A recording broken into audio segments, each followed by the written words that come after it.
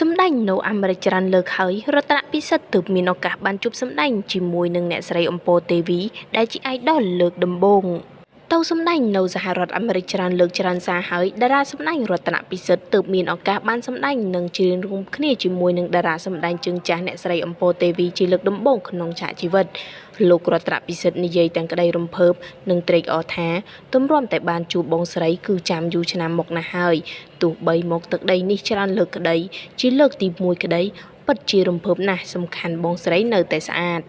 លោករដ្ឋាភិបាលបានឲ្យដឹងផងដែរថាអ្នកស្រីអំពរទេវីគឺជាតារាសម្ដែងនៅក្នុងដួងចិត្តរបស់លោកកន្លងមកលោកធ្លាប់មានក្តីស្រមៃថាថ្ងៃណាមួយលោកនឹងបានជួបជាមួយនឹងអ្នកស្រីអំពរទេវីថែមទាំងបានសម្ដែងនឹងច្រៀងរួមគ្នាផងដែរពេលនេះក្តីប្រាថ្នារបស់លោកបានក្លាយជាការពិតហើយ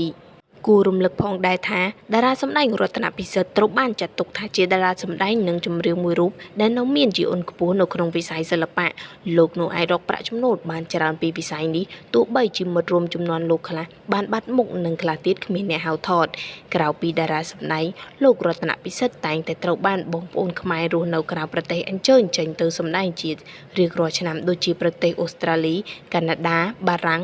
និងអាមេរិកជាដើមសម្រាប់ទឹកដីអាមេរិកគឺលោកចេញទៅសម្ដែងញឹកញាប់បំផុតដោយសារនៅទីនោះមានអ្នកស្រឡាញ់និងចូលចិត្តស្ដាប់សម្លេងរបស់លោកច្រើនដូច្នេះហើយទើបលោកមានឱកាសបានចេញទៅកើបលុយនៅទីនោះញឹកញាប់បំផុត